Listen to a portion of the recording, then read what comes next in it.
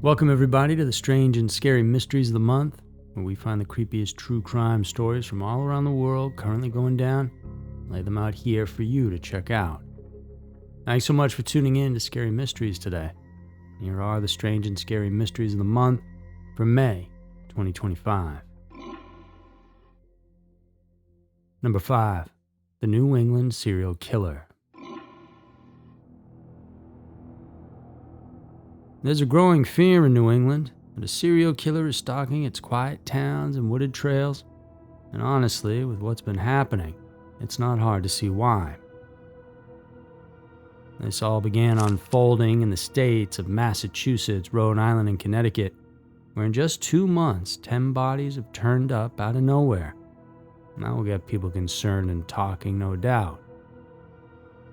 This all started on March 6th of 2025.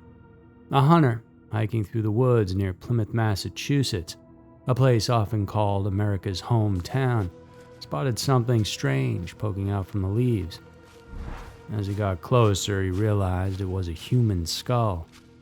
Weathered and partially buried, it had clearly been there for a while, long enough that when investigators arrived, they couldn't even tell if it was from a man or a woman.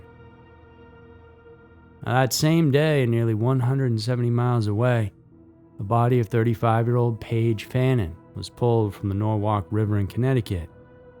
Now, she'd only been reported missing the day before.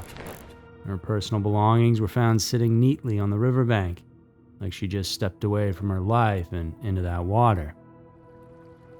Now, maybe those were just two unrelated tragedies, and at first that's what investigators thought.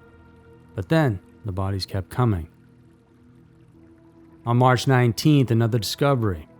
A woman found stuffed in a suitcase near a cemetery in Groton, Connecticut. And somewhere between 40 and 60 years old and badly decomposed, she had likely been there for weeks. And Groton, by the way, sits almost directly between where Paige Fannin and that skull were found. Then came March 20th, the very next day. The remains of Denise Leary, missing since September, were found in New Haven, deep in the woods near her home, so badly decomposed police described the state of her body as advanced decay. The 4 bodies, 2 weeks, all within a few hours' drive of one another. Now things are starting to pile up. This many bodies this fast, all under strange and varied circumstances, it's pretty far from the norm. On top of that, it didn't stop. On March 26, the body of 56-year-old Michelle Romano was found in the woods alongside a highway in Foster, Rhode Island. She had been missing since August, 8 months gone, with no trace until someone just happened to spot her. And then came April, and things escalated. April 9th, human remains were discovered near railroad tracks in Killingly, Connecticut. And no name, no age, and no gender released, but here's the creepiest part. It was just 7 miles from where Romano's body had been found. And out of all the square mileage in New England, that's way too close for comfort. On April 10th, firefighters battling a brush fire near the Massachusetts Turnpike in Framingham stumbled upon a body. The fire had uncovered it. Without it, the remains might have stayed hidden forever. April 20th, a boater spots a body floating in the Seekonk River in Rhode Island. April 22nd, 45-year-old Megan Meredith is found near a bike trail in Springfield, Mass. Her death is ruled a homicide. On April 25th, Samuel Stovall, a 51-year-old homeless man, is pulled from the Mill River in Taunton, Mass. On April 27th, another body recovered, this time near Ferry Park in Rocky Hill, Connecticut. This victim was 72-year-old Mary Colasanto, missing since March 30th. No cause of death for her has been released. And so to circle back, if you're wondering why so many people think there could be a serial killer, well, this is exactly why. 10 bodies, 3 states, less than 2 months, no clear answers, and silence from the authorities. If you look at our investigation in its totality, there's no indication that there was any form of criminality, anything like that. We see no indication of criminality at all. And again, this is subject to change. So, the investigation, until we can definitively say, what killed her, we have to consider all options. Some law enforcers don't believe these deaths are connected in any way. Others do, but the general vibe is they're keeping details under wraps as to not add fuel to the fire. A little too late though, because the internet's already running with it. The Facebook group called the New England Serial Killer gained 4,000 members in days, and then 17,000. Now it's ballooned to over 70,000 people, all watching and all wondering. Oh, is there a predator hunting across New England, or is this all just a terrifying coincidence?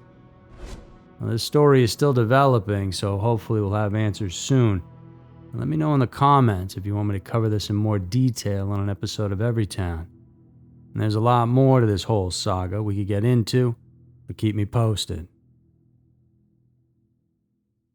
Number 4, buried in the trunk. There are cold cases, and then there are time bombs. Silent, buried truths just waiting to explode. For over 30 years, the murder of Deborah Attrops haunted Oregon, and her body was found in the trunk of her car, dumped at a construction site and covered in mud and secrets. Everyone had a theory, but no one could prove who did it. That is, until recently. Deborah Attrops was 30 years old when she vanished back on November 29th of 1988. It was a normal Tuesday night, and she had just finished an evening appointment at a beauty salon. A rare treat-yourself moment for a young mother juggling life, work, and a crumbling marriage. And when she was done, she headed to the home of her estranged husband, Robert, to pick up their adopted infant daughter. But Deborah never made it there, or perhaps she did and never left. By 9:30 p.m., Robert was calling 911, saying that his future ex was missing. He also rang friends and family, expressing his concern, so he was covering the bases. Now, was he covering them because he actually cared, or was he covering his own behind was yet to be decided. And 2 days later, on December 1st, a break in the case came in devastating fashion. A suspicious vehicle was reported at a remote construction site in Beaverton, Oregon. No plates, one window rolled down, and keys still in the ignition. It had been abandoned. Upon closer inspection, inside the trunk, was Deborah, who had been strangled to death with mud covering her clothes. We were investigating that missing person, believing that foul play may have occurred. We did open the trunk of the vehicle, and the woman was found deceased. At the time, suspicion naturally fell on Robert first. The friends of Deborah told investigators she had been freaked out by him as of late, and they had recently separated, and she was planning to file for divorce, and what's worse is she had started dating someone new, a fact Robert didn't take too well. And Deborah had confided in her friends that Robert had confronted her about it, and she told them plainly, "I'm afraid he's going to kill me." And as it turns out, those calls he made on the night of her disappearance, ones he said he made from his home phone, didn't occur there. And phone records showed no outgoing calls during that time, so likely it was from a payphone somewhere, maybe near a construction site. So they wanted to nail Robert for this back in the late 80s. Without solid physical evidence or a confession, investigators had little to work with. Robert's alibi was shaky, but not completely disprovable, and the phone calls circumstantial, and so the case went cold. And it stayed that way for decades. In 2020, though, the Washington County Sheriff's Office reopened the case with fresh eyes, specifically those of cold case detective Kevin Winfield. And this time, they had tools the original investigators could have only dreamed of. The team re-interviewed witnesses, dug through old evidence, and submitted items for modern forensic analysis. That's when the story started to unravel. The FBI found that the mud inside Deborah's vehicle was virtually identical to the soil collected from Robert's home back in 1988. But even more damning, The coat Deborah was wearing the night she was murdered had traces of Robert's DNA on it. Forensic science had caught up with this crime, and then came the 2022 interview. Detectives sat Robert down again, hoping to hear a consistent story, but instead they got contradictions, glaring inconsistencies between what he said now and what he had told police over 30 years earlier. All that was enough, and in March of 2023, Robert was arrested. Jury later convicted him of second-degree murder in April of 2024, finally bringing justice to Deborah's family. He now faces sentencing this month. On Thursday, a jury found her estranged husband, 70-year-old Robert Atrops, guilty of second-degree murder. It's a very good thing this case got solved, but what makes the story so haunting isn't just the brutality of the murder, but the idea that Robert lived a full life out there, while Deborah's was taken from her in the most horrific way. Number 3. The Deadly Lunch. You never expect a Sunday lunch to end in death, especially not when it's a quiet meal among family and acquaintances, people you've known for years and people you trust. But in the rolling hills of Leongatha, Australia, a cozy meal of beef Wellington turned into one of the country's most bizarre murder trials in recent history. It started off with a seemingly thoughtful gesture. Erin Patterson had invited her ex-in-laws, Dawn and Gail Patterson, along with Gail's sister, Heather Wilkinson, and Heather's husband, Ian, to lunch at her home.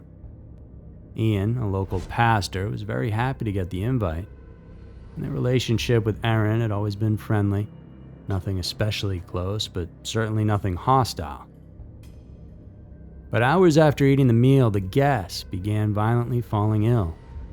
Vomiting, diarrhea, a descent into what doctors would later call acute organ failure. Within days, Dawn, Gail, and Heather were dead. Ian Wilkinson barely survived, spending 7 weeks in the hospital, 3 of them in intensive care. But what had they eaten? Beef Wellington, mashed potatoes, green beans, and hidden inside that golden pastry, death-cap mushrooms, one of the most lethal fungi on the planet. In court, Ian recounted the meal in meticulous detail. He said the beef Wellington was served individually on gray plates, except for Erin's portion, which was on a differently colored plate, orangey tan, he recalled. It was a subtle but chilling detail. And Heather, his wife, had even commented on the different plate color later in the hospital before she died. And each plate was filled with a neatly portioned Wellington, pastry wrapped around steak and mushrooms. And Gail didn't finish all of hers, so Dawn helped her out. And Ian said he and Heather ate their entire portions. And later that night, the vomiting began, and by morning, they were rushed to urgent care. At first, doctors assumed food poisoning, perhaps bad meat, but the symptoms were escalating fast. And then came the moment Ian says he'll never forget. A nurse waking him and his wife up, and then literally running their hospital beds down the corridor. A doctor then broke the news, and this wasn't ordinary food poisoning. This was something much worse, mushroom poisoning. And what followed was a whirlwind of medical intervention and desperate attempts to save the 4 victims. But Dawn, Gail, and Heather didn't make it. Ian was the only one strong enough to survive. And now the question at the heart of the case became, well, did Erin knowingly poison them? It's a tragedy what's happened. Can you tell us about the meal that you cooked? I'm so devastated by what's happened, by the loss of Ian and Heather and Gail. They were some of the best people that I've ever met. In court recently, the jury heard that just days before the lunch, Erin had asked a Facebook true crime group for advice, not about mushrooms, but about how to cook the perfect beef Wellington. And that same group also saw her share photos of mushrooms being dried on a metal dehydrator rack and comments she'd made about hiding powdered mushrooms in everything, including brownies for her kids so they wouldn't know. There was even a text message presented in court where she said exactly that. And then there's the most unsettling moment of all. After lunch, after everyone had eaten the deadly dish, Erin sat down and looked her guests in the eyes and announced that she had cancer. According to Ian, she told them she feared it was life-threatening, that she didn't know whether to tell her children and needed their advice. Ian said he thought at the time maybe that's why she invited them over, to share her diagnosis and seek spiritual comfort, so they prayed with her. It was a 10-minute conversation that in retrospect had become deeply suspicious. Simon Patterson, Erin's ex-husband, had been invited to the lunch, but declined luckily. Apparently, Erin lied to police repeatedly as well, including about the dehydrator used to dry the mushrooms. She threw it away at a local dump without mentioning it. So, if she's saying this was all an honest mistake, and that she didn't know the mushrooms were deadly, then why all the covering up and sketchy moves? Police say you're a suspect. Do you have anything to say about Yes, that? I say I didn't do anything. I love them. And I'm devastated that they're gone. Now, this case is still unfolding. Erin has pleaded not guilty to 3 counts of murder and 1 of attempted murder. And the jury must now decide whether she is a grieving woman caught in a horrible coincidence, or a poisoner who used the most domestic of settings to carry out one of the most disturbing alleged crimes in recent Australian memory. All served on a plate with a side of mashed potatoes and green beans. Number 2, Murder on the River. In the early morning hours of April 30th of 2024, a quiet stretch of the Elbe River in Hamburg, Germany became the scene of a real-life mystery, one that wouldn't look out of place in the pages of a crime novel. Only, this wasn't fiction. This was the sudden and violent death of Alexandra Froelich, a best-selling German author whose sharp wit, satirical storytelling, and dark crime fiction had earned her national acclaim. And now, she had been found murdered on her houseboat, shot in cold blood. It was her son who made the discovery. He arrived at the cerise-colored boat moored in the city's Moorfleet district just after dawn. What he found was his 58-year-old mother lying lifeless, the scene marked by clear signs of violence. The authorities responded quickly, but it was too late. Alexandra was already gone. She'd been attacked, reportedly shot, sometime between midnight and 5:30 a.m., and with that, the case was handed off immediately to Hamburg's Homicide Division. But here's where things take a turn, because Froelich wasn't just anyone. She was one of Germany's literary darlings, known for blending comedy, cultural critique, and macabre intrigue. A former journalist who'd launched a woman's magazine in Ukraine during the 1990s, Alexandra had built a reputation over decades, eventually publishing a string of successful novels with Penguin. Her crime thriller, Death is a Certainty, was eerily prophetic and now tragically ironic. As news of her murder broke, readers and writers alike were stunned. And how could something like this happen, and most importantly, who would want her dead? The investigation quickly zeroed in on the long houseboat, and police canvassed the area, questioning nearby residents and asking for any witnesses who might have seen movement on or around the boat in the early hours of the morning. And divers were deployed into the river, prompting speculation that the murder weapon had been tossed into the water to hide the evidence. And so far, though, authorities have remained tight-lipped about what was recovered.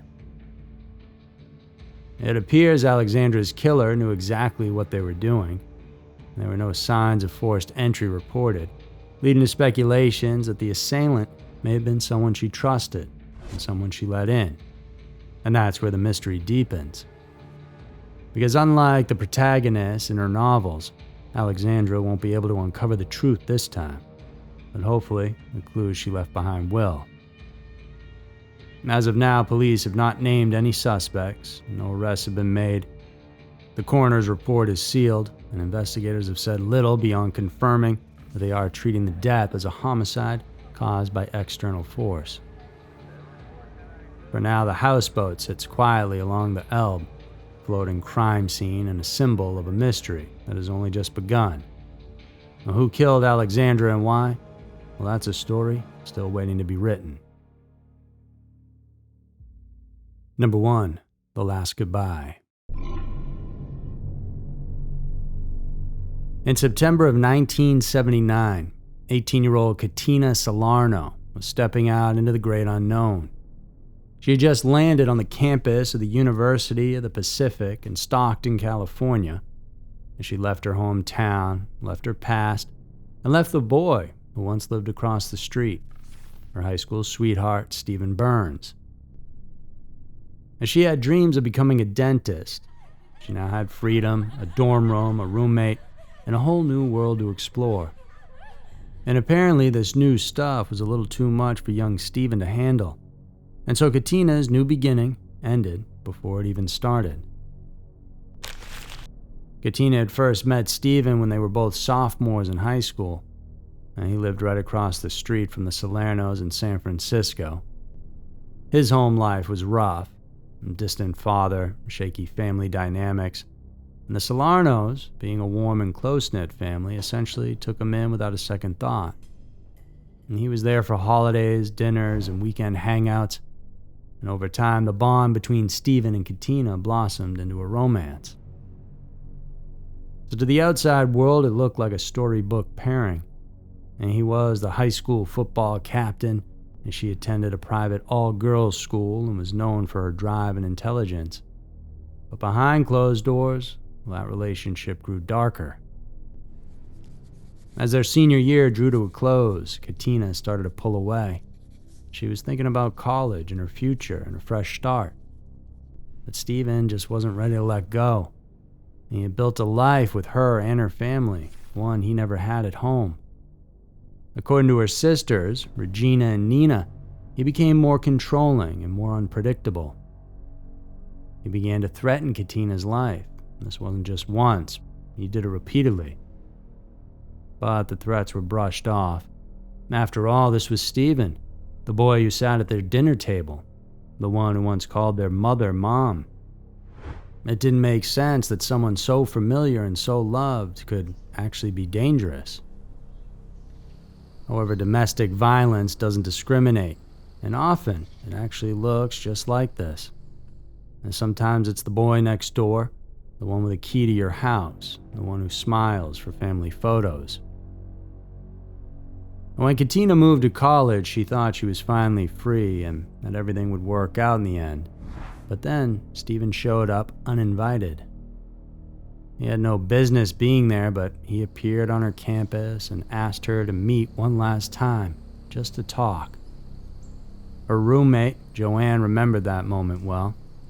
Katina wasn't excited about the meeting, but she hoped it would be the final page of that chapter, and wanted to give him the closure he apparently needed so desperately.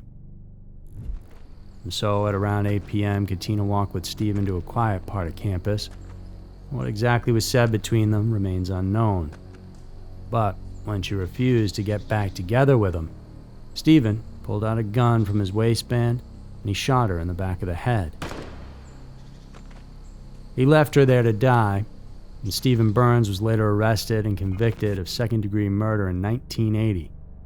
He received a sentence, but for Katina's family, especially her 14-year-old sister Nina, the punishment could never undo the damage. And I am deeply sorry for what I did, and I will work each day of my life, whether it be in prison or outside. If you can't look at someone in the face and say you're sorry, then you know damn well you're sorry. Because Nina didn't just lose her sister that day. She lost her innocence and her family's peace, and any illusion that love was always safe. But from that loss, she forged a path of purpose. And she grew up to become a prosecutor, one who specialized in domestic violence cases. Over the years, she worked to change the system from within, eventually becoming the DA of Modoc County in 2023. And she spent decades fighting for victims just like her sister, the ones who don't get second chances. She said, "I chose to make that my career because I believed, like my sister, so many victims are either not heard, afraid to be heard, or just don't understand the magnitude of what's happening to them." Katina's case is now used as a warning, a heartbreaking example of how domestic violence often escalates when a victim tries to leave. That final break, what Nina calls the last goodbye, can be the most dangerous moment. According to advocates, this is the time when control is slipping through the abuser's fingers, and some will do anything to regain it.